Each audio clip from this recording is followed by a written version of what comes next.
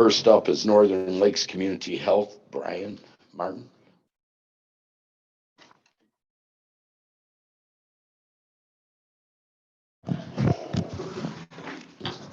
Is your mic on, Brian? Thank you. I'm Brian Martinez, Interim CEO of Northern Lakes Community Mental Health Authority. And it's an honor to be here to present our annual report to Roscommon County. I'd like to first start by thanking Roscommon County and the commissioners here for the $57,425 in local monies that we use to support community mental health in your local community. And today I'm going to focus on the Medicaid dollars at your local match that you contribute to Northern Lakes Community Mental Health, help us draw to provide services throughout the county. Northern Lakes has a robust services totaling $68 million across 6 counties. And with that, half of million care transactions have taken place, such as case management, outpatient therapy, and crisis services. Within your report that I gave you, the bottom half of the page, the primary populations that we serve are intellectually developmental disabilities, children with severe emotional disturbances, and adults with mental illness. In total, we've served across the 6 counties in the past year, 5,316 people, the majority of those individuals with severe mental illness. In Roscommon County, we have served 796 patients, people in your county receiving services. And with that, 519 individuals had severe mental illness, 139 children with severe emotional disturbance. This is a 26% increase from the year 2020, where we served 110 children. So across the board in Northern Lakes, we have had an uptake in services for SED in children, and that's regional wide across the Anna Marie network. So the trend could have something to do with the COVID pandemic. It's still being looked at right now, but a 26% increase in services provided in that area. We've served 105 people with intellectual development disabilities, or IDD as referred to it as, and within Roscommon, that's the largest cost of care per individuals, totaling $4,350,459, which is a 10% increase in services across the county within the past year. The average cost per client is $12,156, and the total cost delivered in services to Roscommon County within the past year was $9,676,345. Within Roscommon County, on your pie chart, you can see that we provided $244,316 in transactions in care, and 46% of those went to residential living support. That makes up the largest block within the community. That tallied $4,446,902 million, and these resident transition care funds have went to individuals so they can live within the community and not be institutionalized, which is a good thing.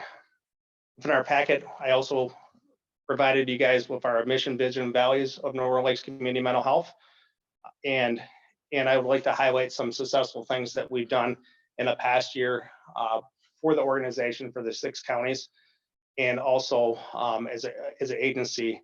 We successfully negotiated 2 union contracts. We have 3 unions within Northern Lakes Community Mental Health Authority, and with that, we gave economic adjustments of 4.5%, 3.7%, and 3% across the board. This brings equity in our workforce. And we also successfully negotiated extra federal holiday for the workers of Juneteenth. And the union contract is being ratified right now for our workers. I'd also like to give a plug for a project that we're working on for the Southeast counties. We're developing the concept of a techno lodge. The Techno Lodge would be, the first one would go in within the Wexford County and Cadillac. We have property there. And we're working on the feasibility plan right now, but this is a facility where we can take people that qualify for it, take them out of nursing homes. They might be in a nursing home, but they could live on their own. That's not the quality of care that they need. It would give options for people in the community to live within there and have the technological advances to actually live free and independent in the community as a whole. So I would like to mention that and ask your board members to support that as that endeavor goes forward. Wexford County is the first one we're looking at, and then we're going to expand to counties, southeast counties, once that's established and up and running. I'd also like to look at our annual report on page 15. I gave it to you in your packet. You would see that Northern Lakes has supported $153 million into the total economic activity, with a $77.2 million direct impact into local communities across 6 counties, and an indirect impact of $75.8 million across the 6 counties and the local communities. I'm here to answer any questions that you guys might have, and like to open it up to any questions that any of the commissioners have here today. Rex, you have anything? Charlie? I just thank you. I'd like to publicly thank Al Cambridge. Al Cambridge is a remarkable individual. I don't see this lightly. He's been a strong advocate of mental health, and not only been a good friend of this community, but a great advocate for our mental health people. So thank you, Mr. Cambridge, for your service for all these many years you've been doing this. And Al has been a great supporter. I was going to actually thank him at the end. Him and Angie are vital to the Northern Lakes board. And Al serves on a finance committee with me, and he's very vital in being a gatekeeper of the funds to the community. So thank you, Al. I appreciate that. Sure.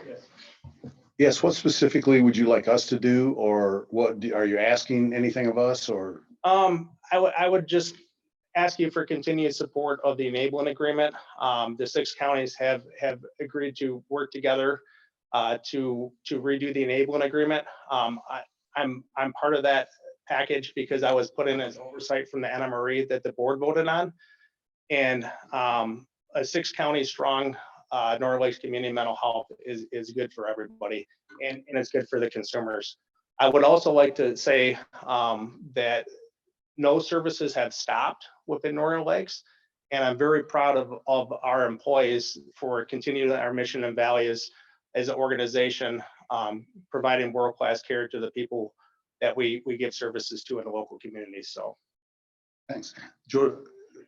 Jody, what is currently in our budget for this? What is? So each year, each of the counties has a drawdown that they tally, and it's been like that since the enabling agreement was formed in 2003. And Roscommon County provides $57,425. It's a set number. Each county has a set number, and with that money, we can actually use that as a drawdown to bring in Medicaid dollars, grants, and different things to provide services within the local community. So 57,000. 57,425. Right. It's set every year. It doesn't change.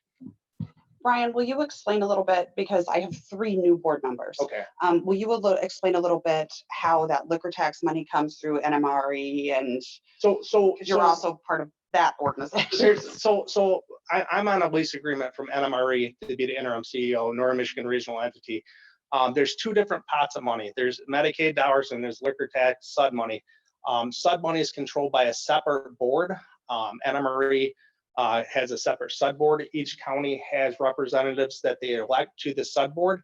And anytime somebody purchases alcohol within that county, the tax goes directly to services for addiction services within that county.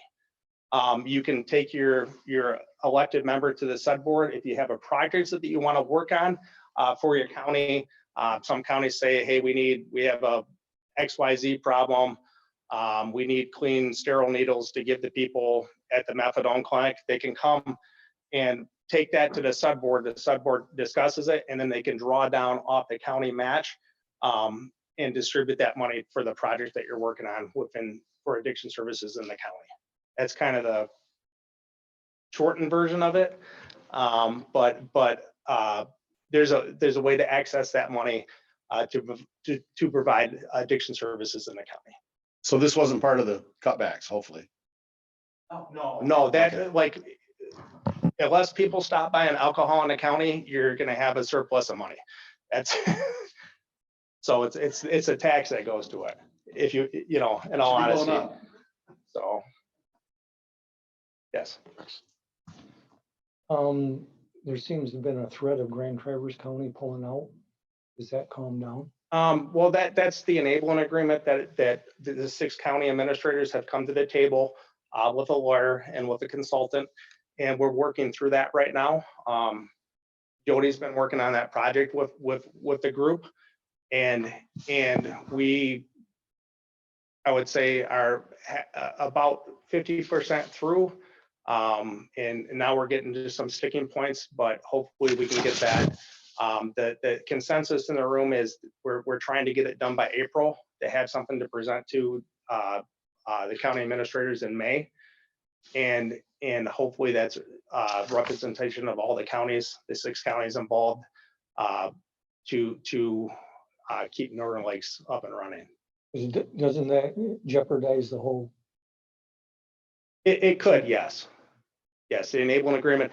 And with that right there, with the enabling agreement, it can always be revisited by the counties, and you can add services and subtract services according to the law of what we can provide with Medicaid funds and what we can't provide with Medicaid funds, and also what we can provide with GF, with general funds. So, we might not be able to do mild to moderate in some areas or different stuff like that because we don't have enough general funds and we can't use Medicaid for that. So I think it's a lot of education across 6 counties. But at the end of the day, we have 6 counties that are coming to the table and working towards a common goal to keep this together now. All right, thank you. Anybody else? Thank you, Brian. Thank you.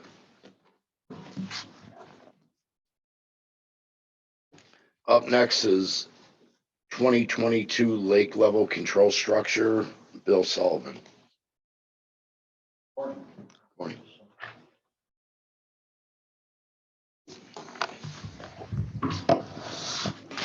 I was asked to present the results of the 3rd year inspection overview for the lake level control devices. You should have an email with the PowerPoint presentation in it. The lake level control inspections were completed by J.E. Tiffany and Sons on September 30th, 2022.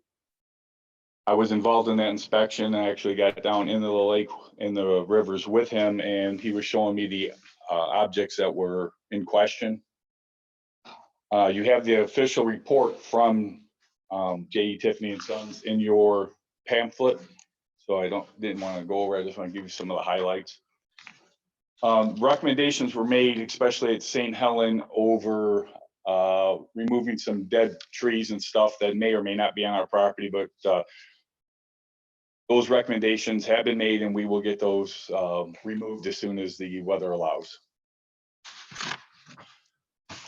I always say you can't manage what you can't measure. So the next 2 slides on this are the amount of work the Building and Grounds Department has put in on the dam since April 1st.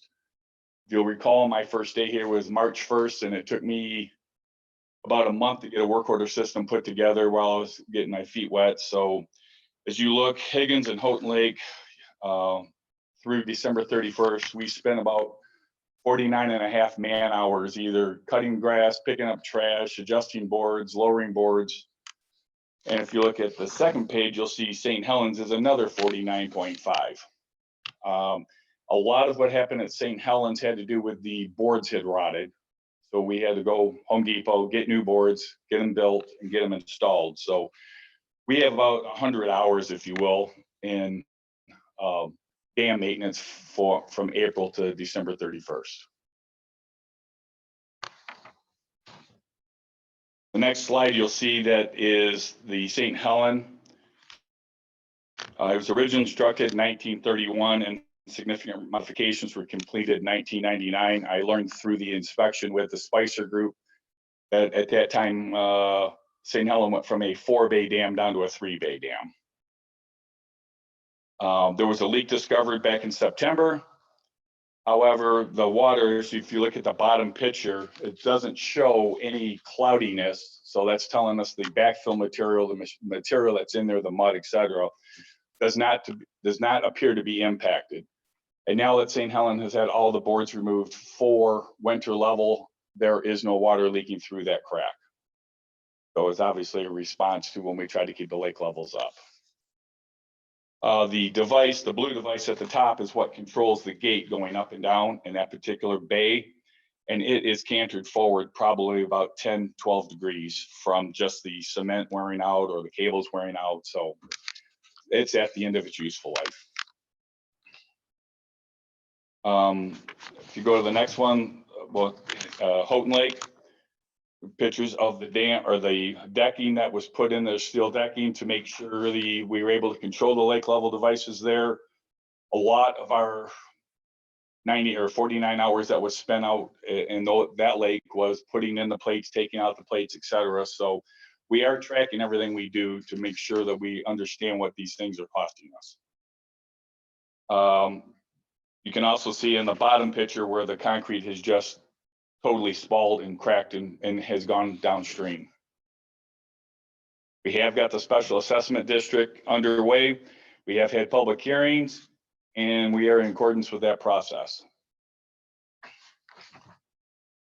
Higgins Lake was originally, the dam or the lake level control device was originally constructed in 1950. The report says it's in excellent condition. We do have some corrosion on the handrail, and we will get that taken care of just as soon as we can when the weather breaks. Observations, recommendations. Operating gates, boards, removal, and installation can be very unsafe for our staff. You are literally reaching over, moving water, trying to pull boards out. You are fighting against the current to try to get the gates to come up. It has to be a two-person job, because if you fall in the lake and you bump your head, who's going to call 911? So that is impacting the amount of labor that we are spending there. It is very unsafe, the process. None of the lake level control devices have security equipment to detect vandalism, dumping of trash, or people interfering with the operations of the dam. And I think my final point is trying to try to maintain lake level. The county relies on human intervention.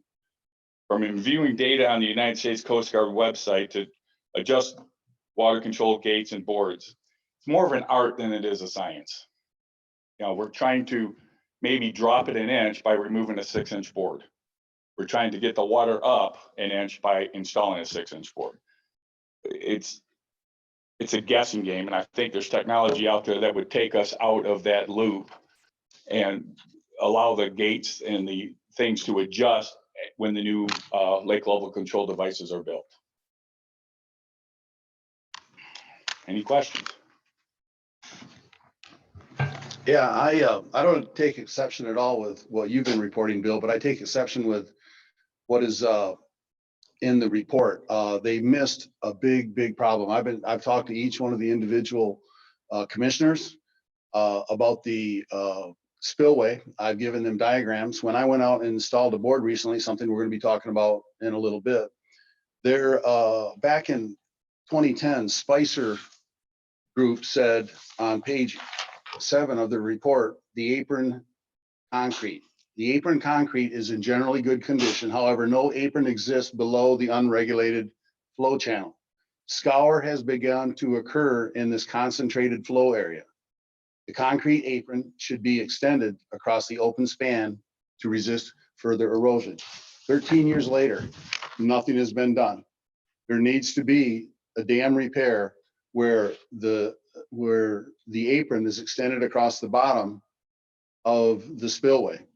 And that's something that we can handle within the $10,000 thing. When I put the board across on the bottom of the spillway, which should have been dirt, was that deep running underneath that board.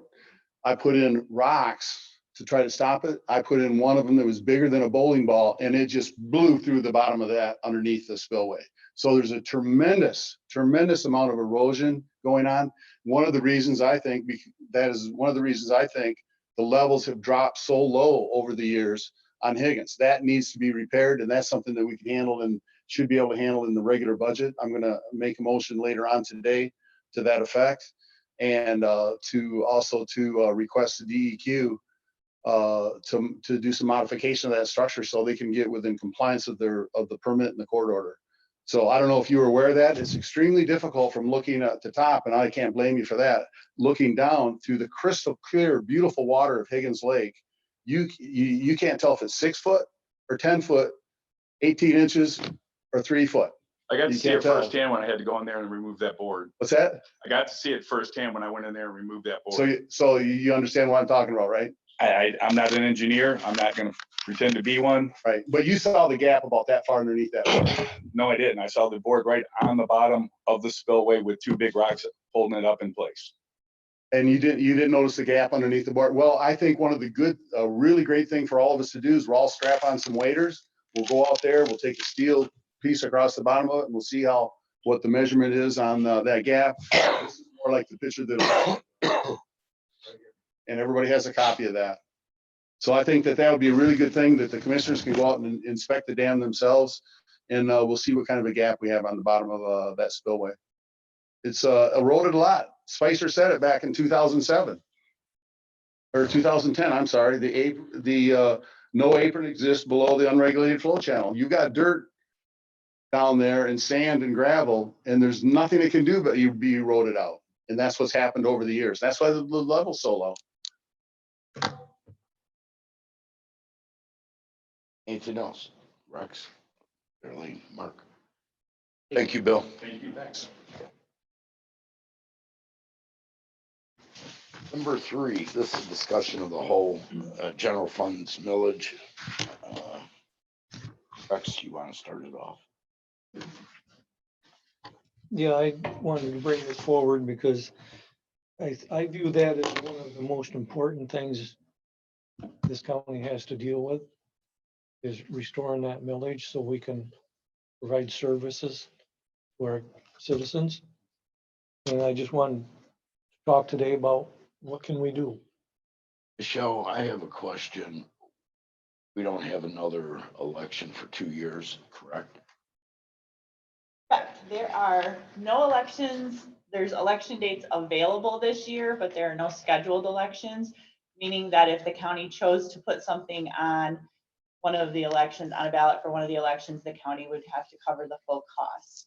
Next year is a presidential year, so it will more than likely be a presidential primary in March.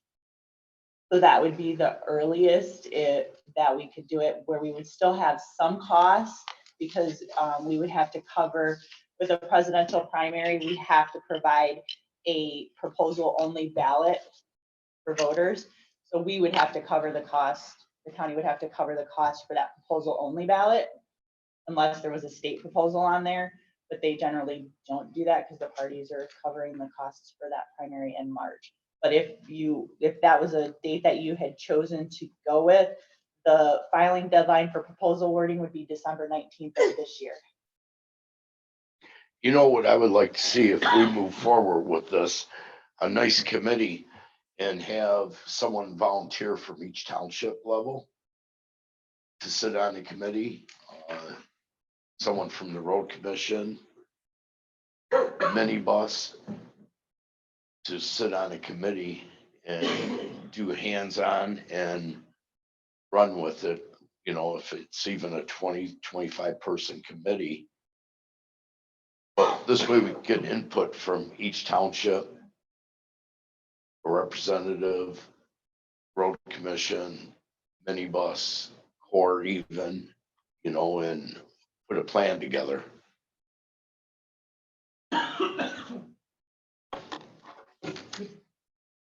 Any thoughts? December, Mr. Chair. It's something, you know, in the next couple of months, we can start kicking around some ideas and, Could we, cost estimate? sure. Go on, glass water, Rex. Here, there's a picture up there by the coffee maker.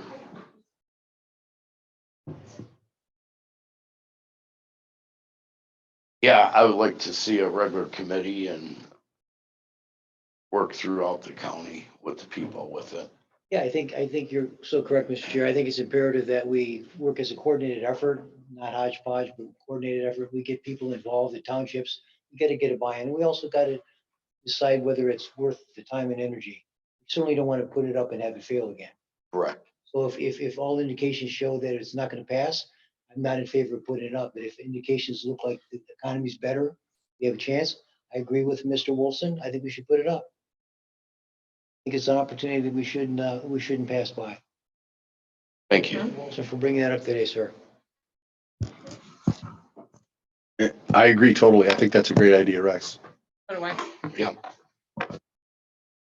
Maybe in the next month or so, Rex, when I come back from vacation, we'll put stuff down on paper and back to the board. Thank you. Number 4, emergency closure list. I don't have just what's on here. You want to run this, Jody? Run with this. Sure. So with 3 new commissioners, I did provide for you the emergency closure policy that should have been included in your packet as well. So that's basically, just to give you an idea, we have instances where if the electricity goes out and stays out, we can't stay open. If there's no running water for an excessive amount of time, we can't stay open because of sanitary. If there's a major weather event, and that's defined. All of those things are defined in that policy. So I thought the easiest thing to do would be to start with that policy so that the board could refresh themselves. So essentially what happens is there's something that happens. The administrator controller contacts the board chair or the vice chair in absence, works with the sheriff and emergency management in severe weather, catastrophic weather is a better way to put it. We're talking, inches and inches of ice where putting somebody on the road is actually worse for road commission than it is for getting people to work. Things that are taken into consideration are always going to be what your court level is. So if they have a full docket, that's going to be something, because if we close, the courts cannot stay open. That's the way that the law is written. So essentially we have a tree. And the tree in and of itself, because it's part of a emergency management plan, is not subject to FOIA and is confidential information. So that is something that you have, but was not included in the packet. Essentially what happens is the decision's made. I have a list of the people that have to be contacted first because they have some specific duties, IT, maintenance, 911, sheriff's department, missing some people. And then we actually will be setting up the code red, if anybody has that for themselves, that will then notify all the department heads immediately at once with a page to ABC, the building is being closed. Then there is a tree, a calling tree in essence, where you go down. Each department head or elected official is responsible for notifying their own employees, but we do also post on Facebook. Obviously, if there was catastrophic weather, we would want to call that ASAP because we do still have people that will have to come into the building to reschedule court cases or marriages or other issues that need to be taken care of. And I'm all about safety. I'll let everybody know right now, and for the last few years I've been on it, a big part of it. And if it's really icy out there, the last thing I want to see is an employee to get hit or if they're taking kids to daycare or whatever, so. Eventually everyone will get a tree just like that when we complete it. And you might have to call one person or something at that point. Thank you, Jody. Anybody have anything else to add? Good, Mr. Chair. I'm just looking at general provisions, number A. It says Roscommon County recognizes that no policy can cover every potential situation. Bottom line is I live over by the state police post and it could be really, really hazardous over here. So I always rely on the good judgment. I'd rather be more liberal. Now, if Michelle came in as the clerk and said that some of her people are having a tough time, I would rather err on the side of good judgment and safety, along with what you just mentioned, Mr. Chair. So if it could be dangerous on this situation, but Holden Lake is 25, 30 miles from here, it could actually be relatively pleasant. So whatever the chairman decides, and Jody and Michelle and the department heads and the workers themselves, if you want to close the building down and it's a good judgment, I'm fine with that, sir. Thank you. Number 5, Airport Committee, Clerk Michelle. Okay, so we had 4 individuals who were appointed to the airport committee. Their terms expired December 31st of 2022. That was Dave Davis, Jody Valentino, Al Schultz, and Bill Leeson. And Mr. Davis has asked to be replaced. And of course, your controller is, I'm sure, point her. Mr. Schultz, he was one that we never really got a clear answer. So I did a little bit of looking because he hasn't been in attendance to several meetings. So over in 2021, he attended 3 meetings, which were half of the meetings of the year. And in 2022, he attended 2. So we've had this discussion last year when it was regarding effective committees and such and having effective participants, because we had to replace somebody on this committee before because they weren't able to attend. And so it was discussed at this last committee meeting last week to replace Mr. Schultz as well. Mr. Leeson would like to be reappointed. Just keeping in mind, he does go away for the winter. So he did miss November and January. So November of 21, January of 22, and November of 22 and January of 23. So that's kind of however this board chooses to proceed with that.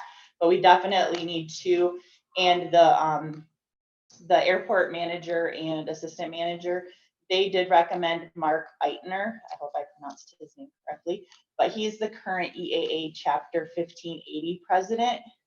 So I did forward the form that we have for people interested in serving on county committees for him to complete. I have not received that yet. Manager DeRoche had indicated he was going to be here today, but I don't see him. But they did know also after the meeting that we wanted them to try to find another replacement as well for Mr. Schultz. So we do at the next meeting, we will need to appoint at least 2 people, maybe 3. Hopefully I'll have all the paperwork and everything from these other individuals. Thank you, Michelle. Anybody have anything else to add? I do sit on that committee and it is a very good committee to sit on along with Mark. Number 6, you're back up, Michelle, recycling. Okay, recycling committee. So we have 2 individuals whose terms expire at the end of January, Judy Lambie and Rick Fancone. And I did stop over into the recycling office and I met Morgan and I was talking with her. And they indicated that in December, they had, for their scheduled meeting, only 2 people showed up. And I did let them know we needed to find out if Mrs. Lambie and Mr. Fancone wanted to be reappointed. So I've not heard anything on that. And I did invite her to come to this to just kind of give us any input she could or insight for recycling. Because I know there's, I think, a little bit of uncertainty as to whether they should continue with their committee with the reduction in funding to the recycling program. So that is just something that they had hoped that you guys would maybe be able to provide some insight on in what direction. They said that they still intend to move forward with Household Hazardous Waste Day. So I'm glad about that, my own personal thing. But so that is another thing. I'm waiting to hear back on these 2 individuals if they wish to be reappointed. So hopefully we'll have something back soon on that as well. I might be able to add a little bit there. No December meeting scheduled. Oh, Have one today. okay. Yeah, I was told that they had one scheduled and that only 2 people showed up. But so that was November's meeting that only 2 people showed up? Okay, so there we go. And then you do have one scheduled today after this, correct? So we have a couple of members present. Thank you. Thank you.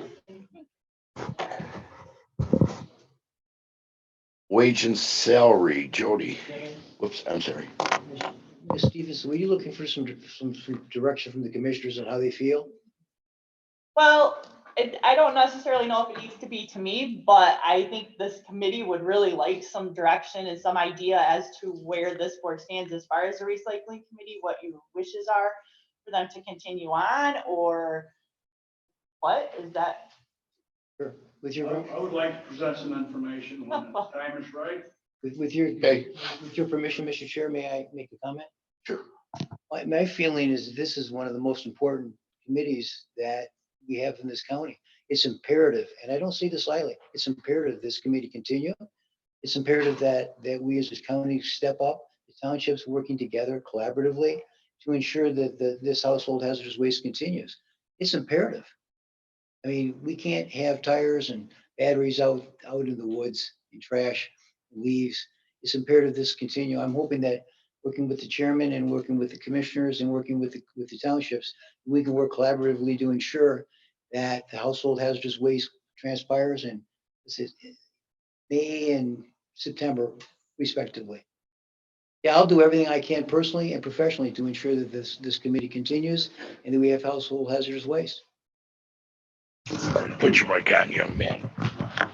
The green button. Yeah, there you go. I've been on the Household Hazardous Committee for maybe a dozen years. Our last couple years. Longer than that. Is it? I don't, yeah, I don't know. But our data for the last couple of years, we show 400 cars registered per pickup. That's 800 a year. Those 800 cars bring in neighbors' stuff also. And we have a rough number on that. So that makes that about 500 people for each pickup, which is 2 of them a year. So that's the number that's involved. Any questions on that aspect? I'm jumping someplace else now. I don't quite understand what you're saying. You're saying you've But there's a got, lot of county people who are using household hazardous waste.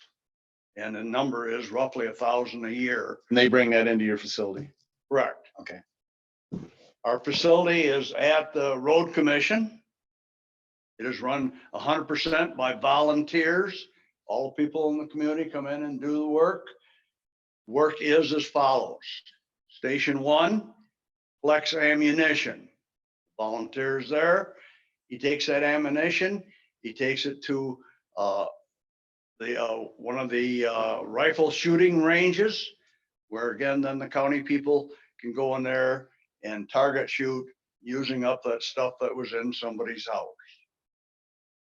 Station number 2 is battery collection. And a volunteer collects all the batteries, both your little CDs, A's, big car batteries, truck batteries, whatever. He takes them to a manufacturing plant where they are recycled and going into new batteries. Station number 3 is styrofoam. Styrofoam is really a problem. Scientists have been studying styrofoam for a long time. Kind of their answer is that if we were to throw it into a landfill, it'll at least take 1,000 years for it to biodegrade and go into the surface. So that's not the place for styrofoam. So we collect it there, and that's a fun station. We have some young kids there. People bring it in and it's in a cart, big box.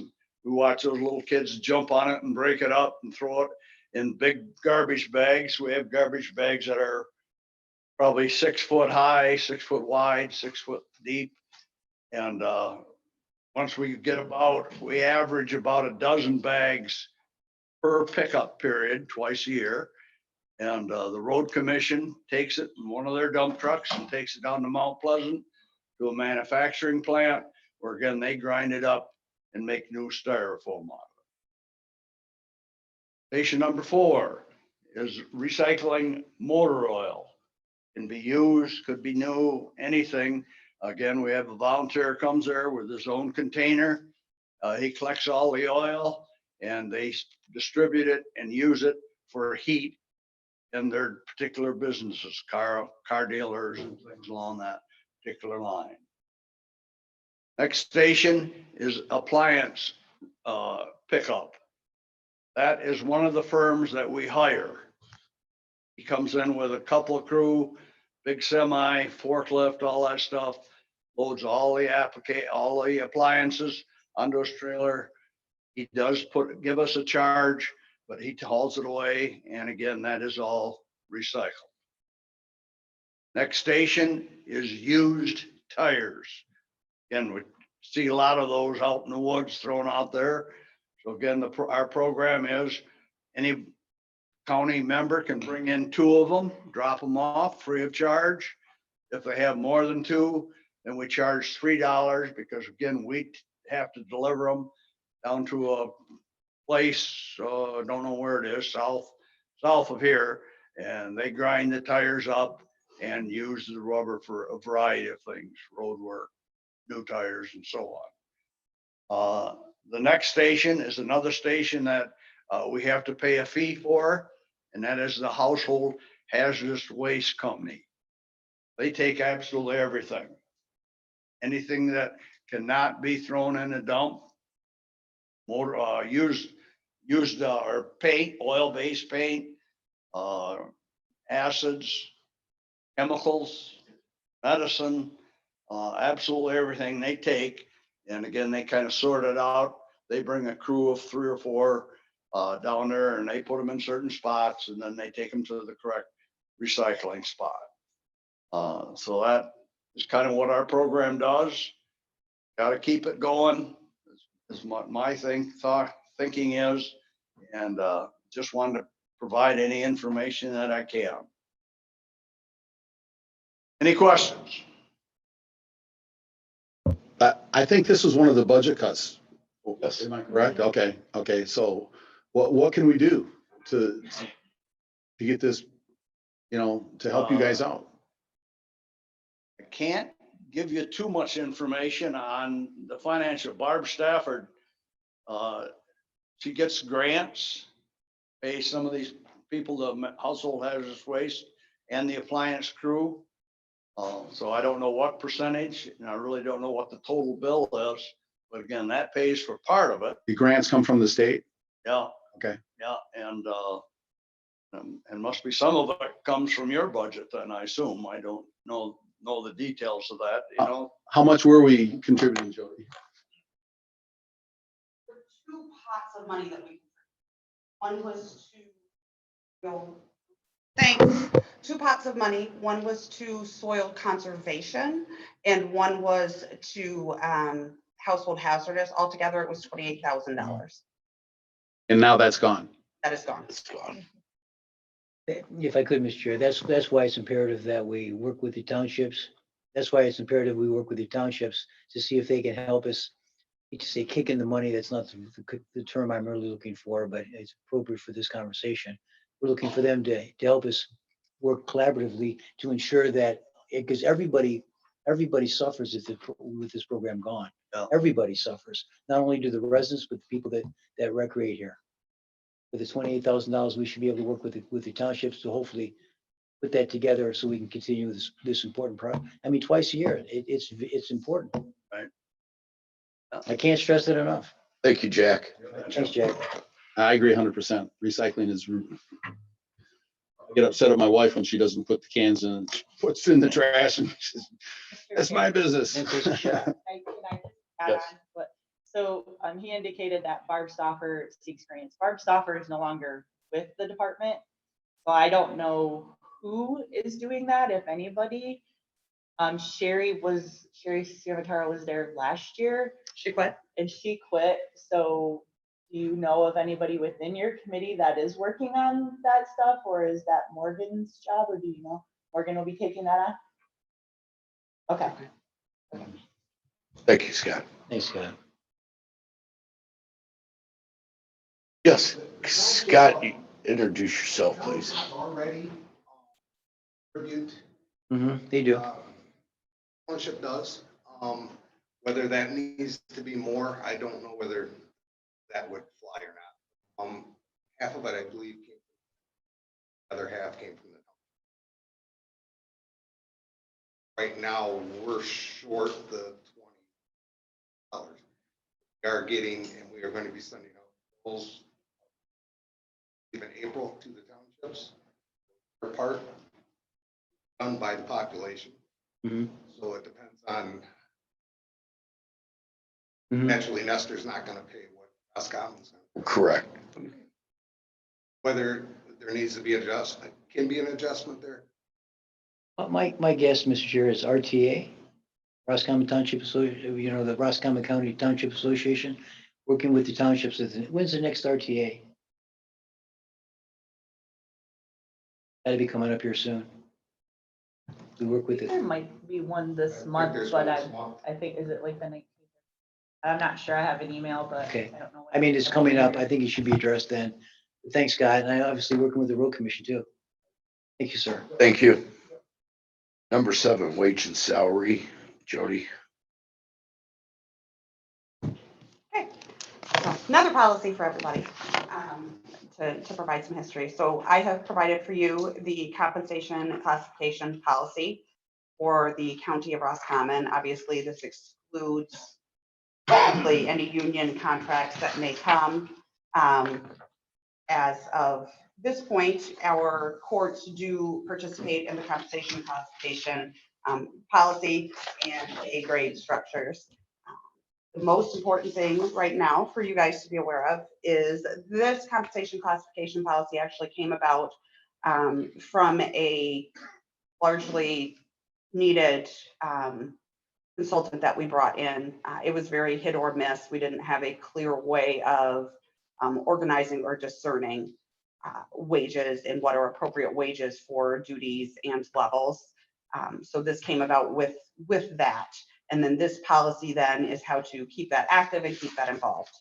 So the Wage and Salary Advisory Committee, and they are an advisory committee, is appointed annually by the Board of Commissioners. This is totally volunteer based. On page 2B, classification and compensation system maintenance. It gives you a brief overview of what that Wage and Salary Advisory Committee is. It is to consist of no more than 7 county representatives, and this includes a member of administration. That's not me. We traditionally use the HR generalist for that because she has no authority or decision making when it comes to wage and salary decisions, and understands the processes and the jobs much better than most people do.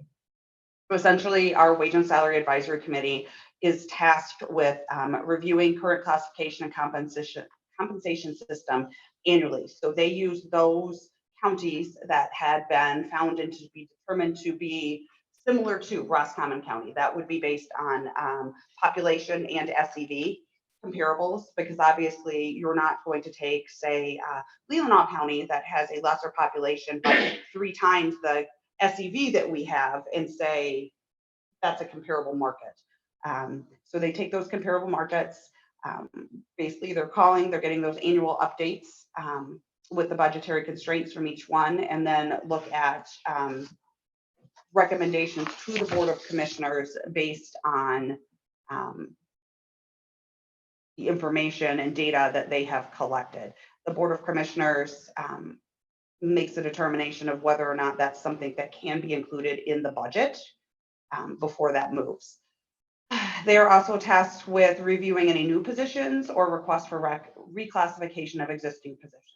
All of those then come up to the administrator controller, and they have them presented to the Board of Commissioners for final approval. Just to give you an idea of, it's worked both ways. For instance, last year, the market determined a 3% cost of living increase, but with all of the budget cuts that were needed, there were no cost of living or steps applied to any of the county employees last year. So the final decision approval always lays with the Board of Commissioners. So this year, as of right now, we have the following representatives that have asked to be placed on the committee. We have, of course, Noel, who is always on it, counts as one. We will have a representative from the Sheriff's Department. Under Sheriff Lowe has sat on that committee. Whether he will task someone else with serving in his place or not, that'll be to the sheriff and under sheriff's discretion. Our new prosecuting attorney, Prosecutor Edwards, has volunteered to serve on the committee. We have Heather Balcom from the Register of Deeds, who has volunteered. Vanessa Varner, who is our emergency manager. Allison Thompson, who is actually would be returning and has found it pretty interesting so far to date from equalization. And then Brittany Baker, who is our GIS coordinator, have all volunteered to serve on that committee. So what I would need from the Board of Commissioners is at the next meeting, a motion to approve those for 2023. Sounds good. Thank you, Jody. Any questions from any members? Okay. I have a committee list. Everyone has a new draft in front of you. I would like to table this until after our next meeting because we have some unanswered questions on a couple of them. That's okay. Thank you. Today's next meeting, is that what you're saying? Yeah, well, after our next meeting, then we'll more. Yes. Okay. Are you referring to 2 weeks from now or Well, after our next meeting, then we can fill in some blanks and then we can move forward. in 2 weeks? Yes. Okay. Thank you. See everyone at 10 o'clock.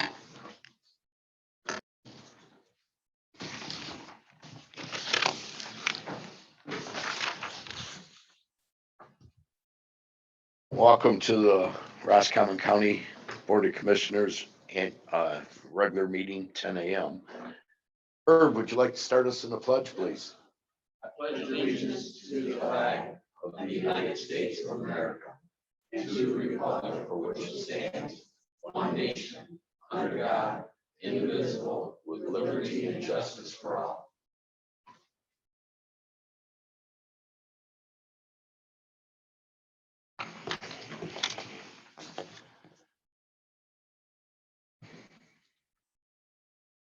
Roll call, board members.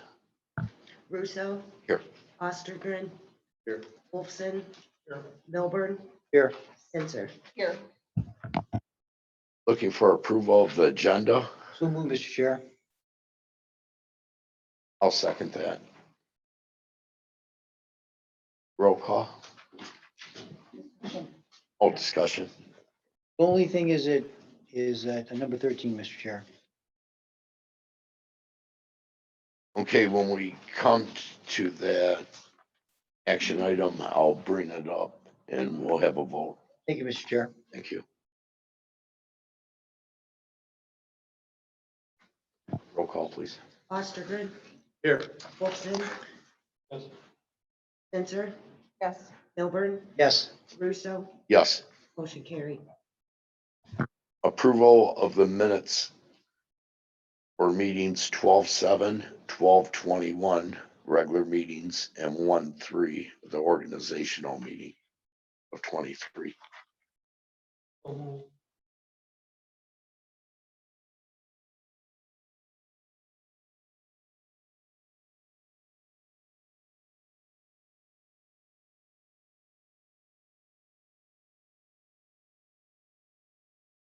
Looking for a second.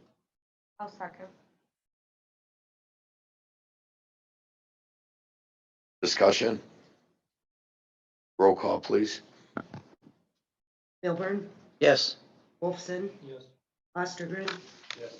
Censor. Yes. Russo. Yes. Motion carried. Claims and accounts. Army. Oh, Class A's, I'm sorry. In the amount of, yes, Move to approve Class A bills in the amount of $635,309.37. so move. Second, Mr. Chair. Roll call. Wolfson, oh, discussion. Army. Call for discussion. Oh, discussion. Most of you already know this, but I want to make sure. So Class A bills are the weekly bills that we pay. Those are limited to the bills that have a certain limitation, would accrue interest or a late fee charge, and are payable to smaller business entities. Claims and accounts are all of your other bills. So those are your monthly bills that come through. So that is everything else that goes into that. Obviously, you will have the claims and accounts committee that will receive a listing of all the bills, payments by fund and by department. For any of you or the claims and accounts committee, you may always reserve the right to have a bill pulled from the approval process, and we can just subtract that from there until such time that further discussion or review can be made of that. Traditionally, that is what your claims and accounts board would do, is have that pulled and then notify you that there was something in question as far as payment. Any other discussion? Roll call, please. Ostergren, Here. Yes. Censor, Yes. Wolfson, Yes. Milburn, Yes. motion carried. Public comment. Oops. Oh, I'm sorry. Excuse me, I just have to get used to this. Claims and accounts. Michelle. Move to approve claims and accounts in the amount of $297,240.40. Any discussion? So move, Mr. Chair. Second. Discussion. Roll call. Censor, Yes. Milburn, Yes. Wolfson, Ostergren, Yes. Russo, Yes. motion carried. Public comment.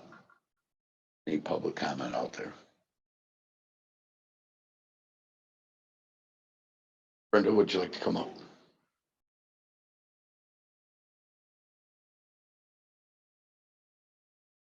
Good morning. We Morning. just wanted to attend this morning's meeting to introduce ourselves. I'm Brenda Batchelder. I work for Michigan Works Region 7B out of Harrison, Michigan. I'm involved with the Brownfield Redevelopment Authority and the Economic Development Committee. And I'm Catherine Metner, and I am the chair of the Roscommon County Economic Development Committee.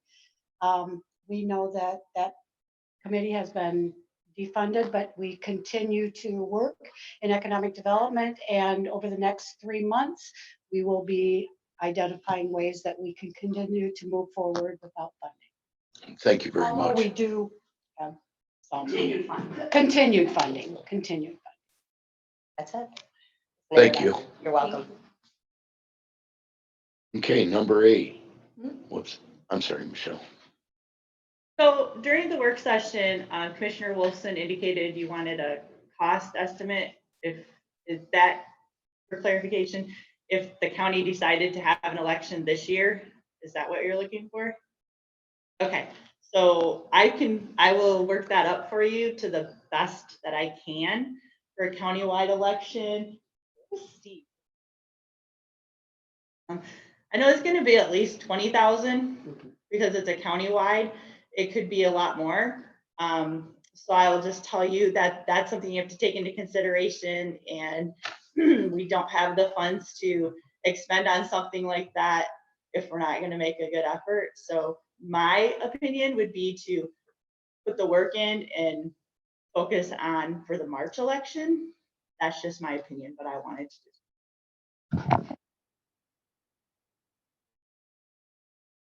Yes. Good morning. My name is Julie Darnton, and I am the District Director for Michigan State University Extension District 4, which is the district that Roscommon is part of. I also serve the counties of Aranac, Alcona, Crawford, Iosco, Ogama, Oscoda. And so I just wanted to explain some of the reason why our office, although we also lost funding as a result of the failure of the millage campaign in November, how we're able to maintain our services here. Firstly, Michigan State University Extension is committed to serving all of the people across the state. We work very hard with that. We also recognize that at different times, various counties across the state experience financial difficulty, and we like to meet partners where we can and where we're able to meet them. So this is not the first instance of a county that has had to reduce funding or eliminate funding for extension. And what we try to do in those situations is look at what kind of partnership we've had in the past and what kind of partnership we hope to have in the future. Because we've had a strong and valuable partnership with Roscommon County for many years, we are moving forward to bridge funding here in Roscommon County for our 4-H program coordinator, who John Worm works in our office, and 50% of his time is committed to supporting statewide volunteers and supporting the programs of our volunteer programs. And 50% of his time will be here working with youth in Roscommon County and volunteers that serve youth through our 4-H program. So we will be working to identify funding locally to reduce the amount that Michigan State is contributing, and in the hopes that we can move toward funding through a future millage. Now, whether that millage is a general fund millage that supports many county departments or a dedicated millage that supports Michigan State University Extension, we'll be working with you in hopes that we can deliver those programs. I'll just briefly touch a little bit for our new commissioners on what Michigan State University Extension does. We're traditionally a long-term partnership between the university and local government, as supported by state and federal funds as well as grant funds that we receive. We work with children and youth through our 4-H program, and 4-H runs the gamut of many things. So you may be thinking, we're not a very strong agricultural county. What does 4-H do here? Well, right now we have a cross-country ski program. We have events for teens and youth, and we cover youth from ages 5 to 19. And so we're engaged with that. And below 5 years of age, we have a number of programs that work with early childhood development, preparing kids to help them enter school, helping parents to overcome the challenges of parenting young children and preparing them for school. Of course, you know that we've traditionally worked with agriculture. We continue to support that on a statewide basis, and that's really important, even in a county that doesn't have a lot of agriculture going on, although I know there is some, Michigan has the second most diverse agricultural profile in the nation, second to California. And when you think about citrus fruit and avocados and almonds that are grown in California, you can understand that that means we have a whole lot of things that we grow here. It's really important that we support agriculture as an industry because we all eat, and it's very important that we do that. We support nutrition and health education and support through federal funds and local and increasingly through grant funds that help us provide some of the educational supports that we do for older adults. We have had Tai Chi classes, for example, that help with balance for older adults. We'll have a program called Walk with Ease coming very soon, which helps people understand the ways to incorporate walking as part of their health and to get a group together so that people feel like they're supported in their walking journey, and also connecting them with other resources that we have in Michigan State. Here locally for nutrition, we've supported the Senior Project Fresh program. We hope to continue to do that. We currently have a vacancy in our community nutrition instructor position. I hope that that is posted very soon. This first quarter of 2023, I will keep you updated about what the progress of that posting is. That position will support Ogama County as well as Roscommon. And then thirdly, if you know Julie Crick and the work that she does based out of Roscommon County, she serves the North region. She is a very talented a natural resources educator focused on forestry. She's helped author important books about forestry for Michigan birding, supporting our natural resources. She goes out and visits woodlots. She does lots and lots of things. She works locally here with Gahagan Nature Center, I know. And she's part of a team of people that really look at how can we create an environment of stewardship within our state for our abundant natural resources, our water resources, our timber resources, our resources of soil and land.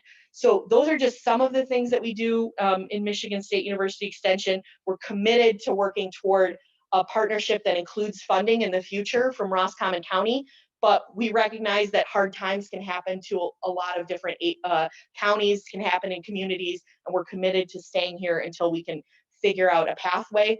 That's not unlimited, but we'll definitely keep you updated about where we go in the future. I'm a resource to you if you have questions.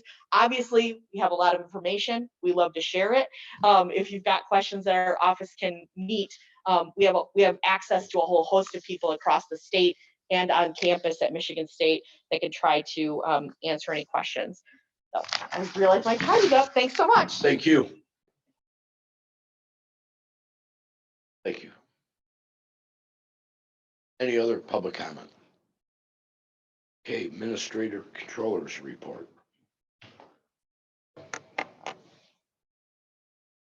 Good morning. Quick lawsuit update. The Courage versus Roscommon County Treasurer, which involves the alleged taking of property in regards to tax foreclosure suits, has had no change. They just continue. There's multiple branch off cases. And not much will move forward with that, our individual case, until those branch off cases are solved. That's where the determination of how that will proceed will come.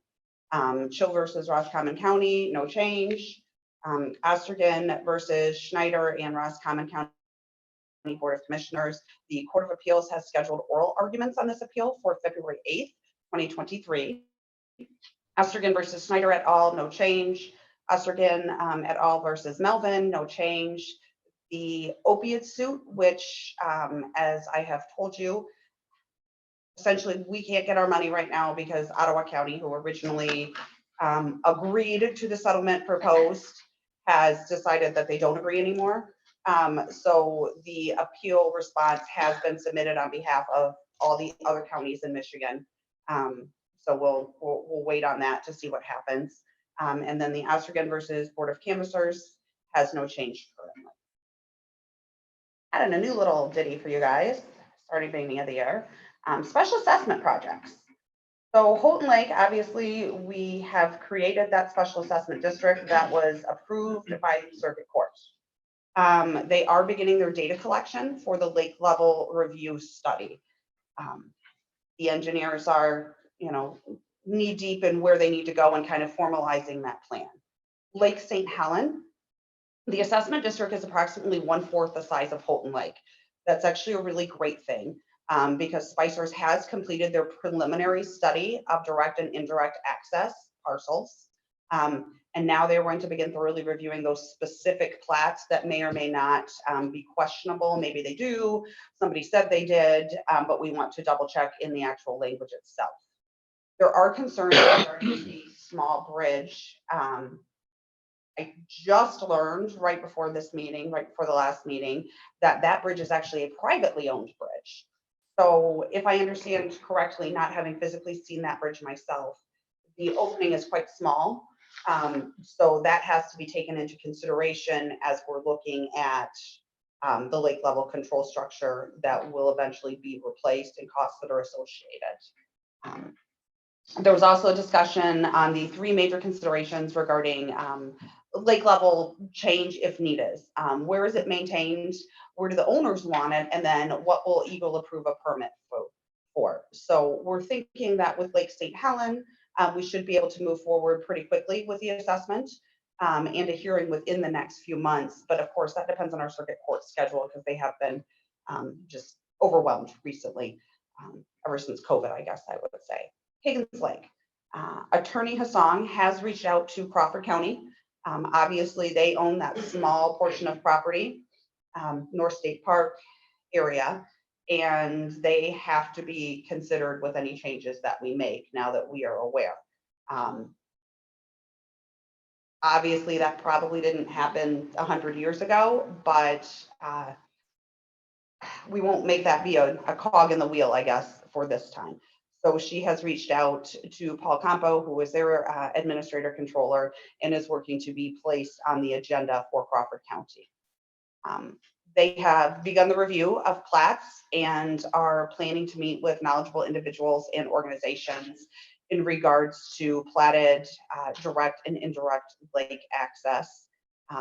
They know that Higgins Lake is going to be harder than either of the other two for some specific areas that will be in question. Spicers is compiling the engineering proposal, and the team is planning for a opening webinar that will serve as like an informational gathering. Hey, this is where we're starting. We want the public, we want the knowledgeable individuals to come to us and let us know, does your neighbor 3 streets back have deeded access that nobody else would know about except for you? Those types of things. So we can make sure that the correct people are all included and put into the district. There are no new legislative updates at this point. Obviously, everybody's learning their jobs as things move forward. Daily work. So we will be finalizing a meeting with Rebecca Yunker from NMCAC for finalizing a lease with Juvenile Detention Center. It will be a short year lease, and then we will have to go with there from them to see if that's something that they believe they can continue to utilize, and what that will look like in the future. We have our chart of accounts update, which I'm sure Clerk Stevenson is going to roll her eyes about again. No, I'm just kidding. So the chart of accounts update, which was obviously compulsory through the Department of State, has been completed in compliance with the timeline set by the Michigan Department of Treasury. So we are in compliance. Being out of compliance will keep you from receiving portions of the money that they send us every year. So we wanted to make sure we were on time with that. There are several funds and department changes as far as numericals. Great news for my new Board of Commissioners. Doesn't matter to you because you didn't know them to start with. So it was a good time to do things. My courts have been exceedingly wonderful about working with us on this. We still are in the process of updating all of the records and making sure that certain descriptions are correct, or I didn't put 660 instead of 560 when it transferred over. Those things are all correctable. Wait, I did do that. So those things are all correctable, and we know that we have housekeeping still to do with that, but overall, I appreciate everybody's willingness. I'm looking at my district court administrator because it's a lot of work for her as well.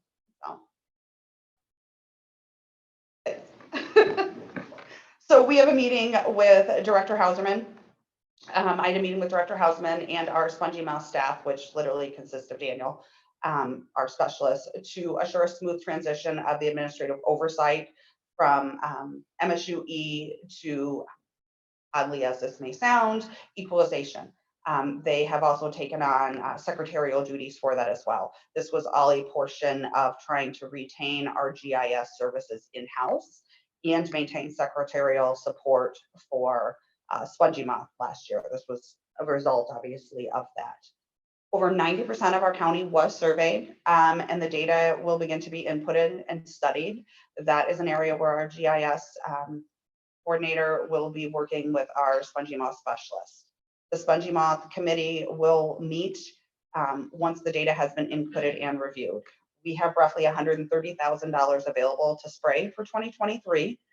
We will again go back out and have those communications with individual property owners and townships in regards to looking at tagging on at that block spray rate that we do receive. The new board will need to decide on hosting a listening session regarding community mental health needs.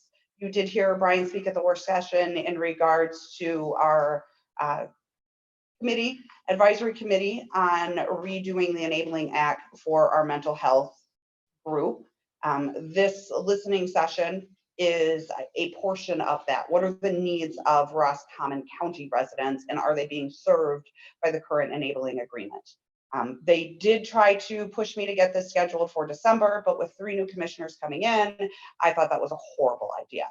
So the dates that we currently have offered to us through our consultant, Sarah Bannon, who is through LVC Health, are Thursday, February 2nd, Tuesday, February 7th, Thursday, February 16th, and Tuesday, 2/21. I will email those dates to all of you so we can try to get the best one.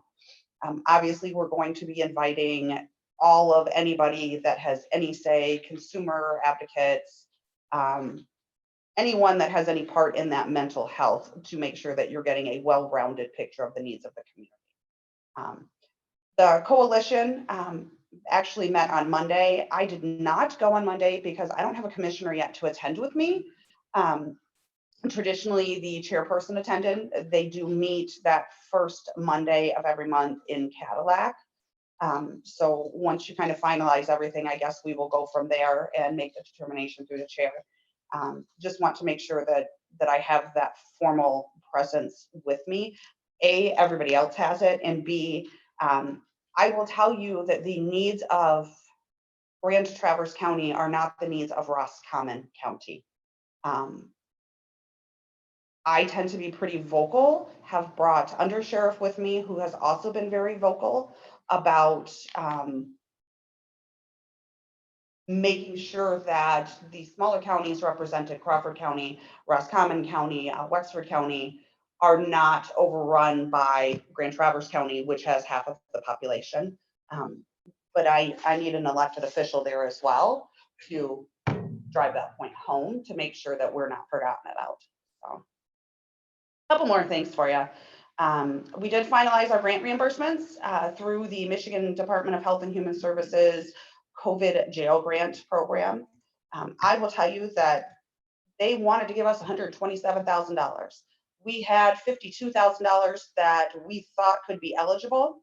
They kicked out everything down to $13,975. So that's what we got reimbursed. There were things that our jail administrator could tell you were definitely essential during COVID outbreaks in the jail. Little things, plastic plates and silverware, so that you're not recontaminating your staff by passing them out. Additional hours for the jail RN to monitor and retest overtime hours associated with corrections officers. Those were all things that were excluded by the grant administrators. Obviously, they are only doing what they've been told to do with that grant funding as a cut through. But we got what we could, so better than nothing. I am working to schedule a department head meeting as requested by Commissioner Ostergren to discuss cash in lieu cost savings ideas. We will probably need to divide that into 2 meetings. We've got a mixed bag of Wednesdays and Fridays that are available from the scheduling of those. I have spoken with Jennifer Pedersen, who is our third-party benefits administrator. I know she has spoken to Commissioner Ostergren as well, and she will make herself available for those as needed to consult as well. Speaking of benefits, when we went forward with our vision insurance, we switched to Beam, which is another portion of VSP. Great news is everything's the same. Bad news is they did not add into the contract progressive lenses. Most of us are not getting any younger, so progressive lenses is a thing. I am going to be working with Jennifer to find out whether or not Beam can provide us with a new pan at the same cost without increasing rates, obviously. If that's not the case, I will find out what that cost is, and also find out what our actual cost was for payments for progressive lenses last year. Because if we paid $1,200, in benefits versus $1,200 to add it back on, that'll be up to the Board of Commissioners to decide, do we correct things, approve transfer of money from the contingency fund, and then go forward from there. So our liability insurance renewal is beginning. We currently use MMRMA. We did go out for bid 5 years ago.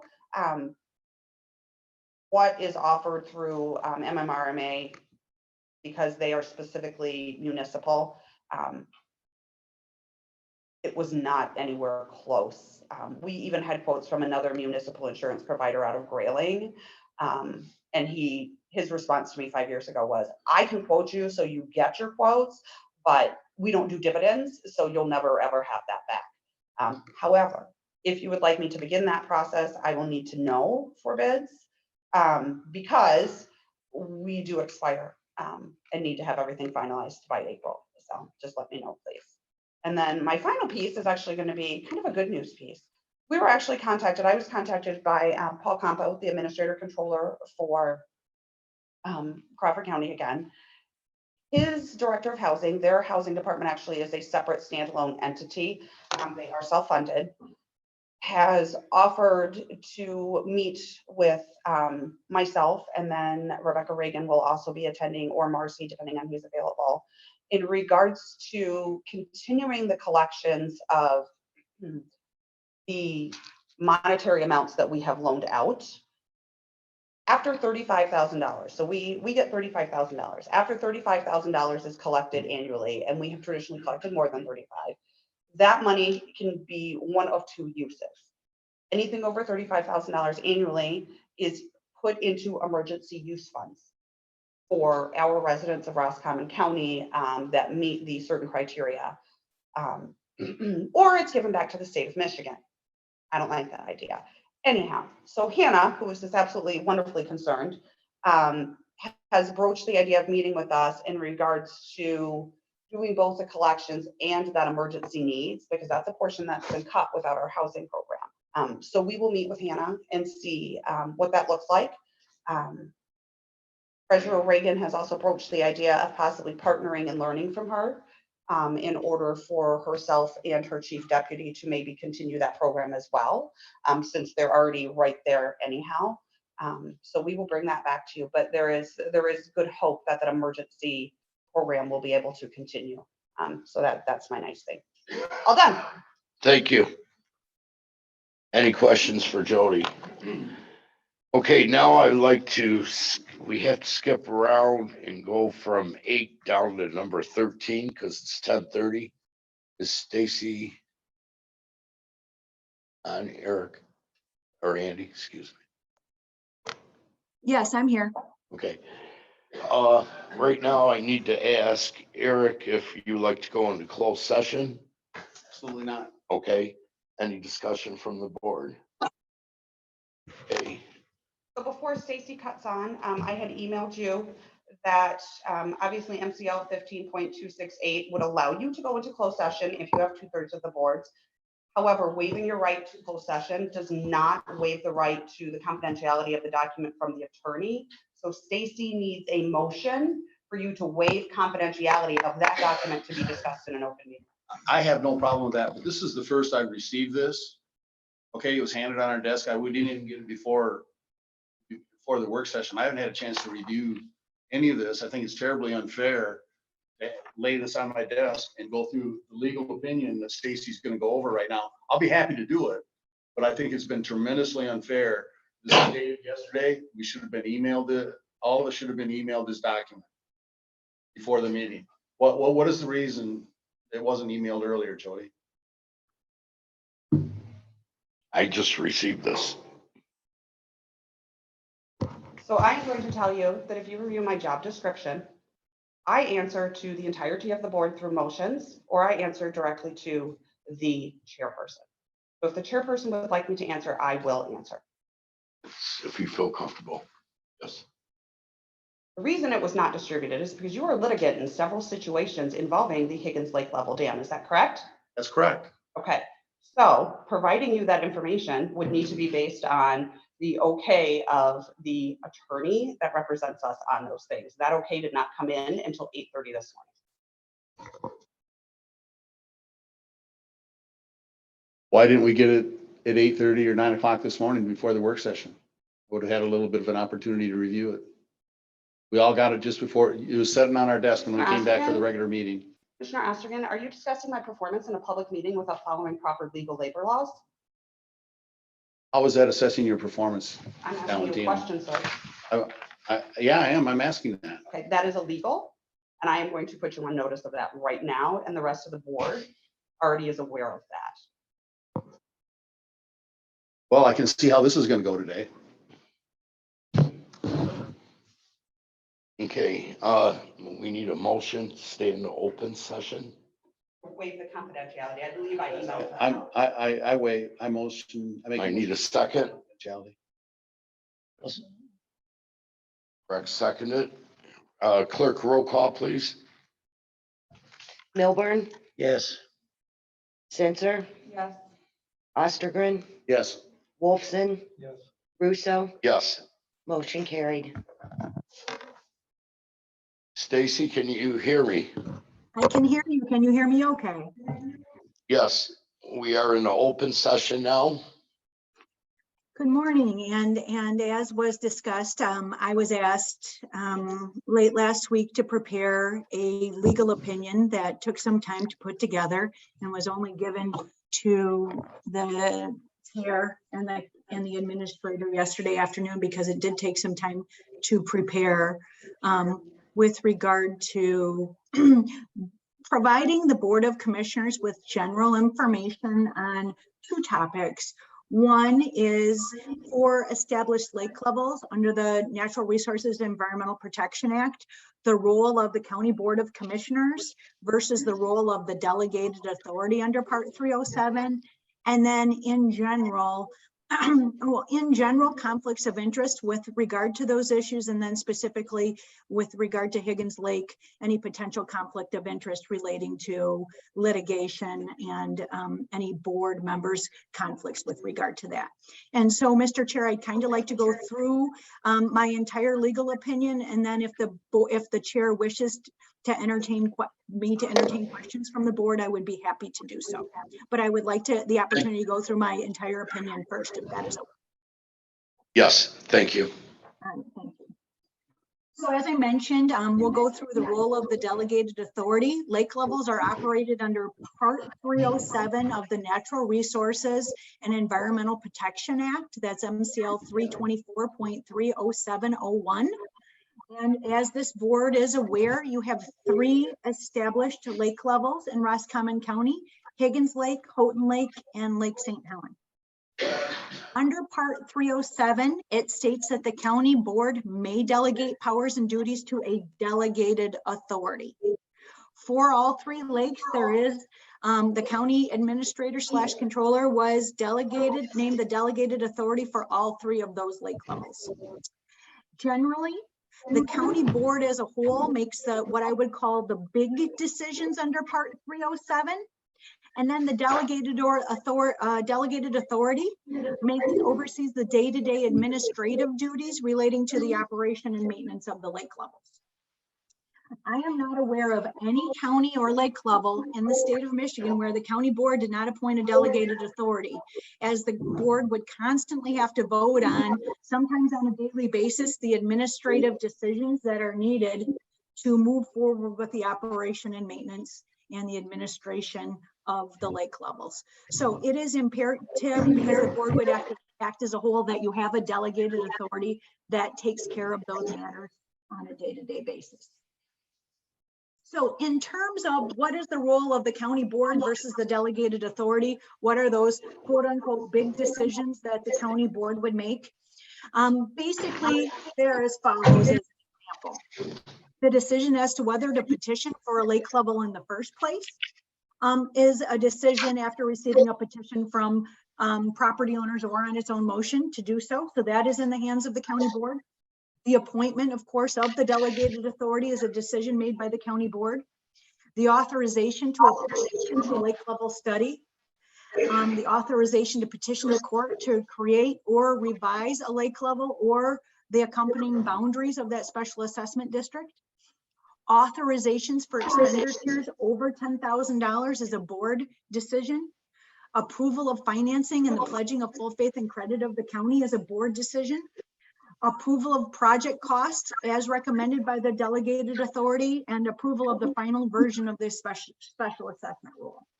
So basically, those are what I'll call the big major actions that the county board as a whole make, and these actions normally require a formal resolution. None, and I repeat, none of these actions can take place by individual county board of commissioner members. Those are decisions that must be made by the county board as a whole. It is my opinion that everyone on the board, as well as the delegated authority, wants what's best for a lake, but there is a delegated authority because, as with any lake, there can be varying opinions as to what is best. We definitely learned that going through the Houghton Lake proceedings as to the special assessment district and what those levels might be.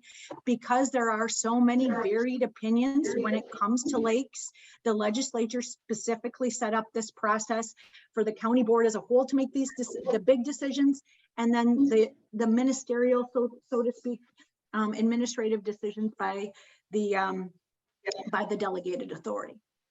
So once a delegated authority is appointed, they oversee the operation maintenance of the water control structure that provides for the lake levels, and these duties generally include, to just give you a snapshot, they oversee the consultants with regard to the lake level studies and legal actions regarding the lake level and the special assessment district boundaries.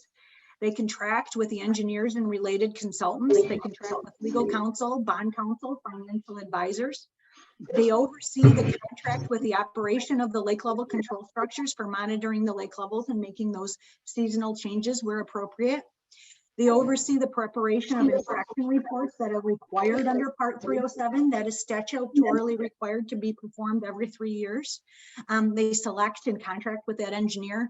They oversee the filing of those reports with Eagle, ensuring that the issues detailed in these reports are brought to the board's attention and addressed as directed.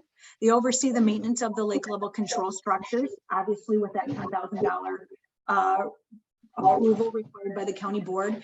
And that is much more, and the maintenance of control structures is much more complicated than one would think at first blush. There is engineering that is required.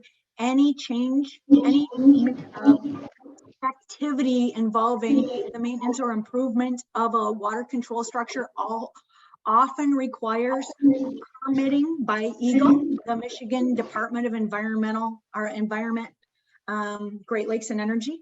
And then there's overseeing the construction contracts with regard to that to ensure bonds and insurances are in place, let alone the construction administration and inspection. So then again, overseeing that's only part of it. Then it's the finances of each lake level with special assessment districts. Is overseeing that bills are paid, the special assessment process, putting together the methodology of the special assessment districts in consultation with the consultants, and then communications and updates to the Board of Commissioners. I'm tired even talking about everything that the delegated authority has to do for one lake, let alone 3 lakes that's going through the. So as you can see, there are significant day-to-day duties of the delegated authority. And as I mentioned, those are the duties of the delegated authority. And so it's essential that your consultants, your engineers, your attorneys have this one person to report to and take direction from. That's why it was so important that you did appoint a delegated authority, so we have one point person that has the legal authority to make decisions and that we answer to. It is confusing and creates significant additional costs. We all work on an hourly rate if direction is attempted to be provided by different people who may or may not have the authority to make decisions.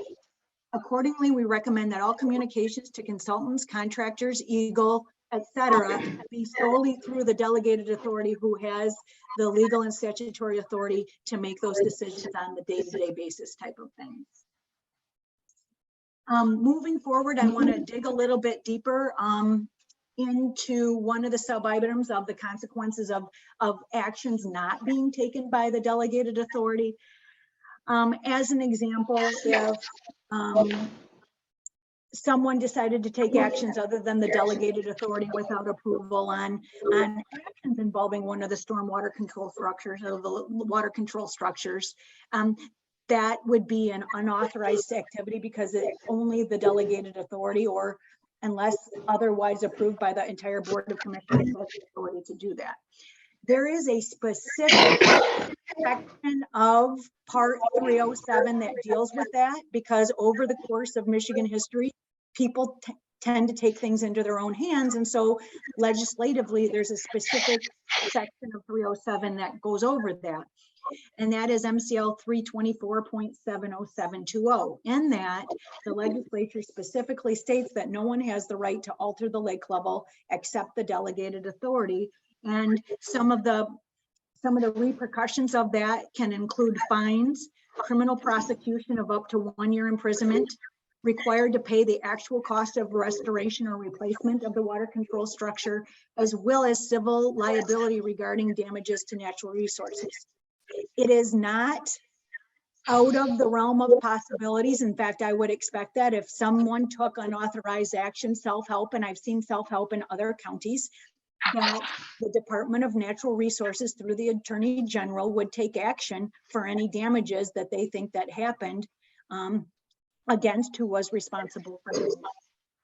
So there are specific, like I said, repercussions in 307, but there's also repercussions outside of 307, because in addition to those items, taking any action on a water control structure would require a permit in almost all circumstances under Part 301, and in some circumstances Part 315 of NREPA.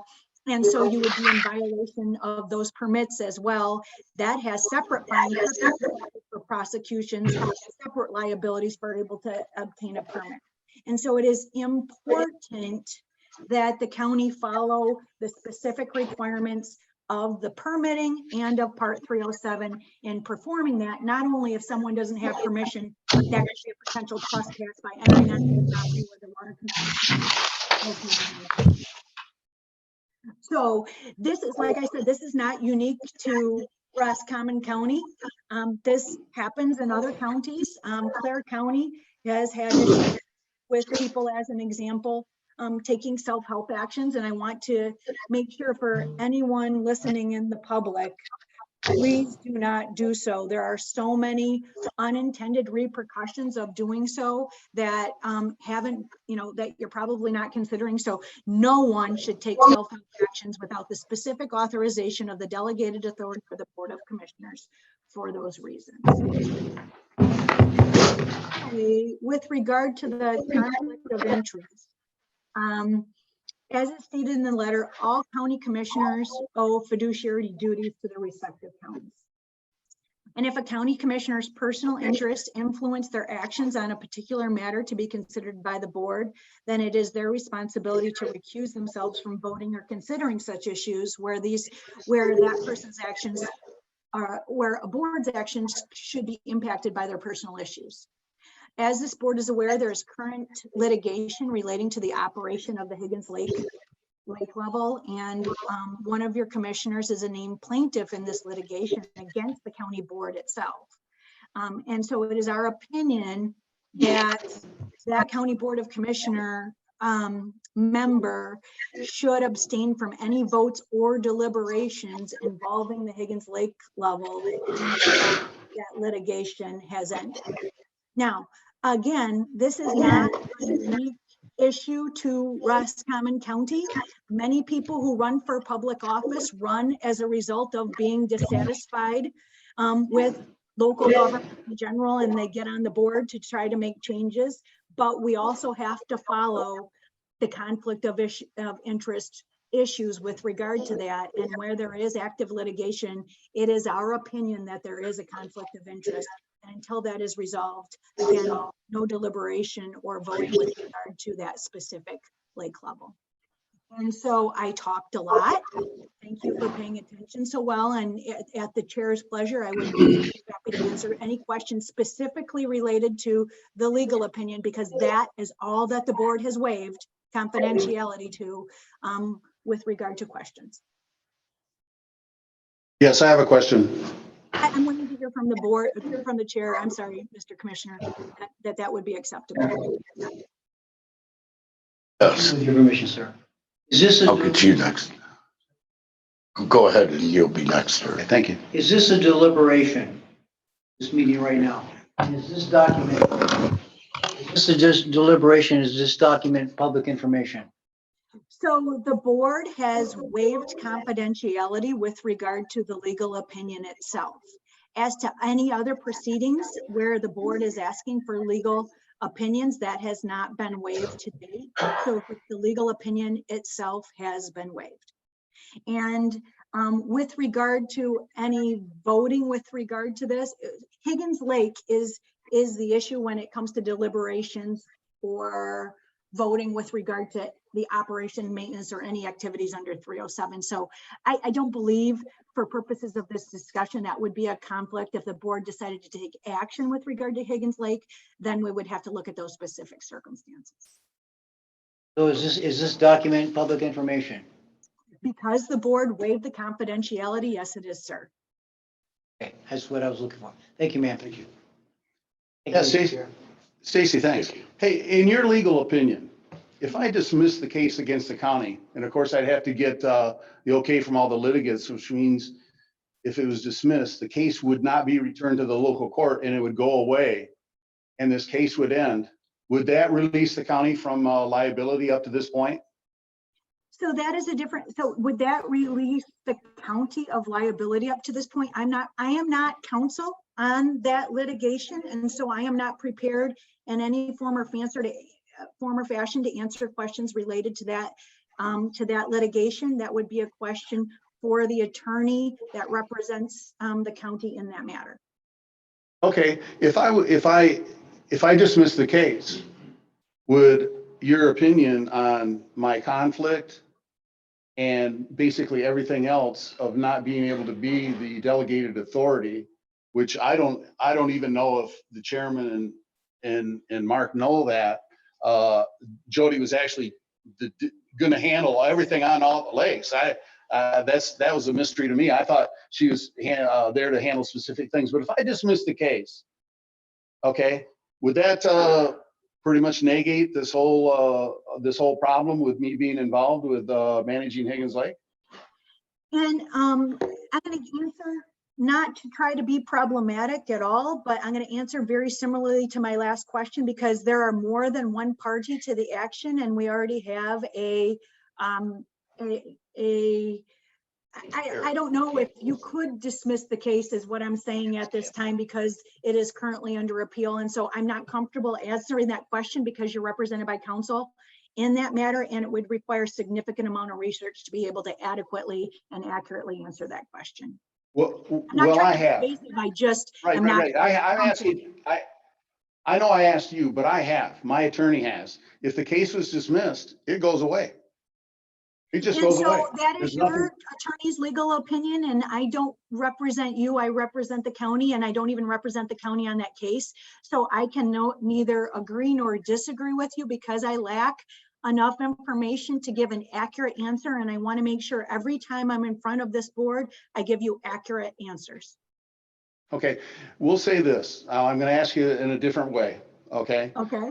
We dismiss the case at the Supreme Court. It goes away. It comes back. Everything's back to normal. Okay. And I'm going to answer the exact same way. I should be allowed to do what I was elected to do, and that is manage Higgins Lake, what was going to be assigned to me to manage Higgins Lake. I understand you don't want to put yourself on the spot with your fellow attorneys that are on the other side of the case, but there's nothing they could do if I dismiss the case. So, Nothing. sir, I am not on the case at all. I am not I have not appeared on that case, and that is outside of the scope of my legal opinion. Again, not being evasive, but different facts provide different research that is necessary. And so if that ends up being the case, indeed, and the board asked me to give a legal opinion about, is there a change in stance from this current legal opinion as to the position of conflict of interest? I will definitely do the research and get you an answer. But at this time, I'm unable to. Okay, that's fair enough. Rex. This is not related to it. I'd like to bring up, although us all getting this at the same time, the legal document may be untimely, I don't believe it indicates anybody being delinquent in doing their job. Okay, that It could be. seems to me, when I walked in here, prior to 9 o'clock, the controller was sitting here, doing her duties here.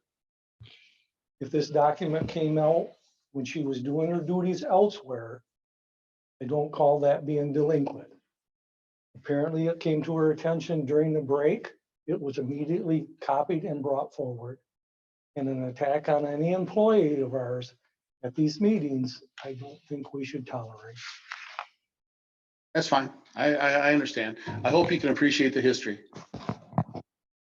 Piggybacking off Mr. Rex Wilson's comments, I think it creates a hostile and possible toxic work environment. Thank you. Darlene, do you have anything to add? Thank you, Stacy.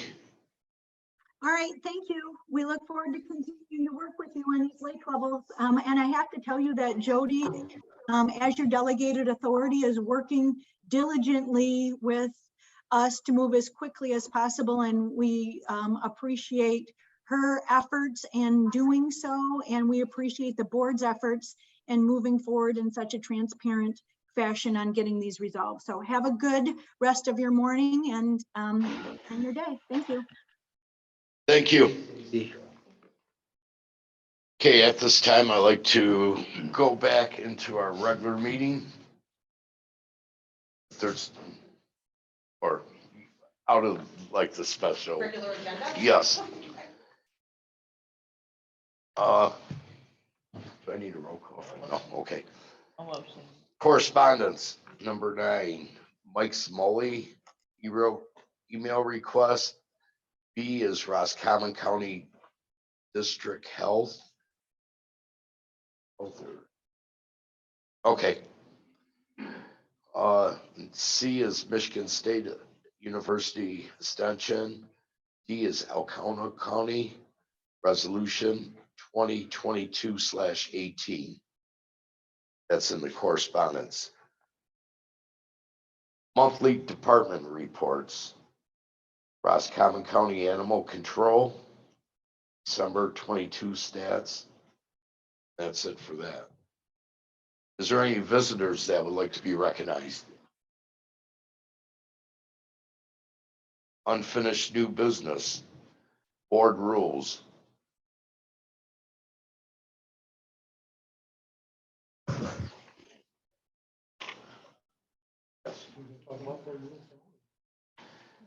Yes.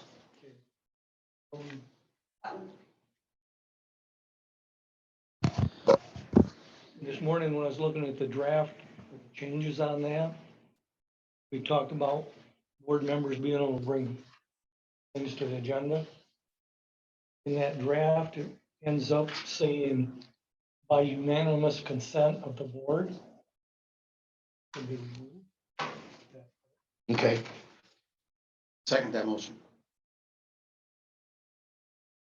And does that need to be a motion? You right want me now? to, so because there was some wanting to get clarification, because before it had, you'd put in 2/3 vote, majority, we were going back and forth on that. So I was doing my research in this handy dandy little book here, and their sample board rules, it had unanimous in there in the wording. So rather than split hairs, I made that recommendation to the board chair, but that's entirely up to the board, however you wish to do it. So you just need to decide how you, we're not voting right now, we're editing them because we're not voting to approve them. So if there's changes that you want to be made, then we just continue to edit. It's a working document at this time until so you all agree on it. So we can change unanimous to whatever you want it to be, but It's just. I moved to change the unanimous portions. There's That's 3 other people on the board that have to help make this. do you want 2/3 or majority? Usually it's, with your permission, Mr. Chair, Yes. usually it's been the practice of the board. Just a decision to bring something forward on the agenda is usually something that's non-controversial, something that's maybe timely. Obviously, if it's timely, but it's controversial, then it should be moved to the next day to meet OMA requirements. It's more of a decision that I like to see chairman be able to, it could be something as innocuous as whatever you want, something very innocuous. Generally, what happens, it would be something that's non-debatable. It doesn't happen very frequently. I'm not sure exactly how we would put the verbiage in the document, but it's usually a non-controversial issue. And I don't think it's been a problem in the past. I don't think it should be a problem right now or in the future. But it depends on how you want to verbalize it. Why don't we just look at that and maybe review this in the next couple of weeks, Mr. Chair? Maybe we can come up with some verbiage that would be. I'll get with you and then we'll get with the rest of the board members. Thank you, Mr. Chair. I don't know that'd if be that meets your requirement, Michelle, but I'd like to be able to have the chairman have that opportunity to be able to do something non-controversial. Move to table it? Yes, Yeah, for 2 weeks. For 2 weeks. Chairman wants to. You want me to read what the previous rules said and then what the suggested change is? Or we're gonna do this. yeah, You guys figured out? and then we'll get back with you, Michelle. Here, so. Okay. Thank you, Michelle. Yep. We don't have no motions or resolutions. Committee reports. I have a motion, You, if I could. we don't have none for today. I thought, so that'll be handled in new business? But this is, We don't have no motions on our agenda today. okay. Committee reports. Rex, have you been to any committees or anything? Haven't been assigned any Okay, yet. yep. I did attend on January 9th on Monday, the SUD meeting in Gaylord. Mark, Airport. here, you haven't attended, okay. I attended the 911 Authority Board meeting, airport, and claims and accounts. Public comment. Does anybody have anything out there for the public for comments? Make a motion for adjournment. So move, Mr. Chair. Second. Clerk call roll. In the last meeting of the year last year, when this was all. Voice. Aye. Aye. Thank you.